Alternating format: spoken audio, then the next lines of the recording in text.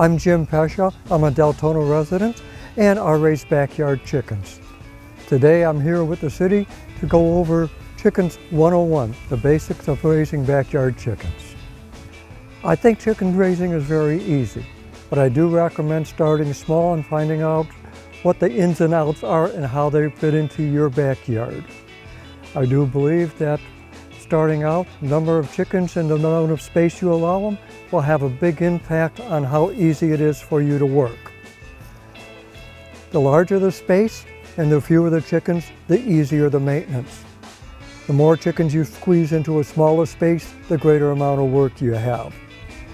So I found out the city's number of 5 chickens per backyard is a good number for starting out, and on a 1/4 acre lot, that should be enough if you give enough room for them to roam.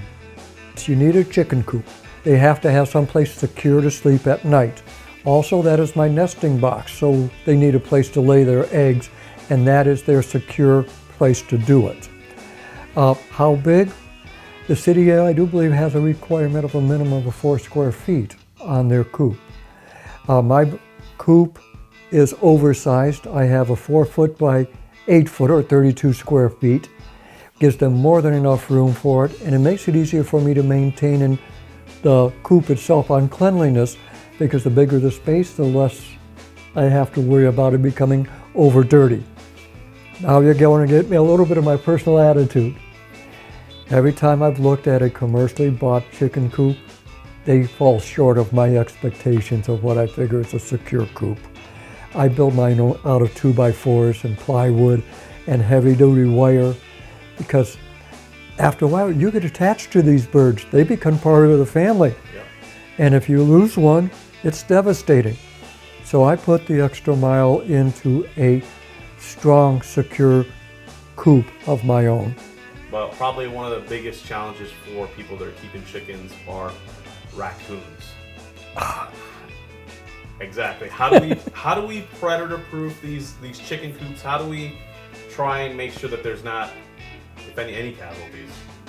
Okay, being 100% casualty-free, probably very difficult. I've been fortunate. I've had very few losses over the years I've had my chickens, and I'm going on 10 years with having the chickens now. Raccoons are nighttime predators. Rarely do you find them in the daytime. A strong, secure coop is your solution to protecting your birds at night. I have hardware cloth over my windows in the chicken coop, not chicken wire. A raccoon can tear up the thin chicken wire, but it can't go through the steel hardware cloth. So the stronger the fortifications, the better off you are. Make sure your coop is secure. I have mine elevated. A lot of people have pens right on the ground. You have to run your wire underground and out away from the coop, so you can deter digging, getting into the coop that way. And like I say, I use heavy duty materials on mine. I don't want to have to rebuild it every year.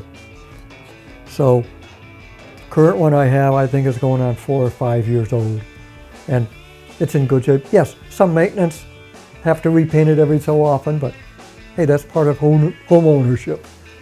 This is how I feed them. I got myself a little scoop out of Tractor Supply. 2 scoops like this gives me the amount of feed.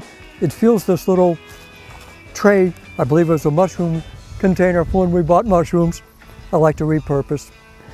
2 scoops fills this up, and that gives me my feed for my first feeding and then again for my second feeding.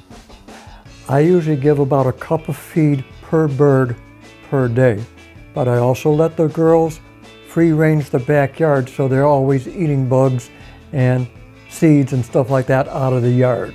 We also feed them leftover from the kitchen, so they're getting a lot of greens and vegetables out of the household in addition to that. Very basically, I feed them free choice. I give them about 2 cups of feed in the morning when we get up, and then again in the afternoon to see how much they eat. They more or less tell me what they need. Okay, when an egg is laid, it is covered with a natural bloom. or protective coating from the mother when she lays the egg to protect it from bacteria. In our operation, as you can see, we just picked this egg up out of a nice clean nesting box, and I clean the nesting box out on almost a daily basis so that my eggs are clean. They don't have to be washed off from the debris and litter from inside a confined area. So this has the natural bloom on it. It could sit outside on my counter unrefrigerated up to 2 months, if not more, and still be good. Once we wash the egg to clean off dirt, it removes that bloom. At that point, the egg needs to be refrigerated to protect it from bacteria, unlike the unwashed eggs that will have the bloom and is able to sit outside. If you come down to City Hall, we could get you started on a $25 chicken permit, and it's good for all the residents here in City of Deltona, as long as you're in the city limits. If you come down to me, you guys could have up to 5 to 10 chickens depending on your lot size. All right, guys, if you have any questions or concerns about the chicken permit, you guys could go onto our website at deltonafl.gov. You guys could get the downloadable link on there as well. You guys can also email Animal Control Services at animalcontrol@deltonafl.gov, and then you can also call 386-878-8701 for Animal Control Services for any information you need.